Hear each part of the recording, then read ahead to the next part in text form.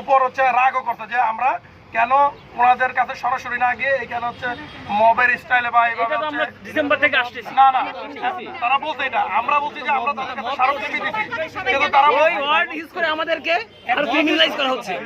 যে ওয়ার্ড সিলেকশনটা সমস্যা। আমরা আপনারা যেই কথা বলছেন যে মেয়ের মধ্যে 44-এর ভাইবা আমরা শেষ চাই, আমাদের দাবি ছিল একটা, সবাই আমরা একটা কথাই বলছি যে মেয়ের না না আমি বলতেছি যে ভাই আমার শেষ করতে দেন, যে মেয়ের মধ্যে 44 শেষ এবং হচ্ছে 46-এর রুটিন হচ্ছে দিতে হবে 46 মানে 44 শেষ করে, কারণ একই সাথে 3টা বিসিএস এর রিটেন দিবে একই প্রার্থী, এটা আমরা স্যারকে বারবার বলেছি এবং স্যাররা কিন্তু 44-এর ডেটটা কিন্তু তারা ফিক্স করে নাই, তারা বলছে এখনো তারা 46-এর ডেটটা এখনো ফিক্স করে নাই, তারা এখনো বিভিন্ন সেন্টার এগুলো নিয়ে তাদের একটু ঝামেলা আছে, এটা তারা বলছে। এখন আনঅফিশিয়ালি অনেক কথা তো আমরা বলতে পারি না ভাই, এখানে মিডিয়া আছে, এখন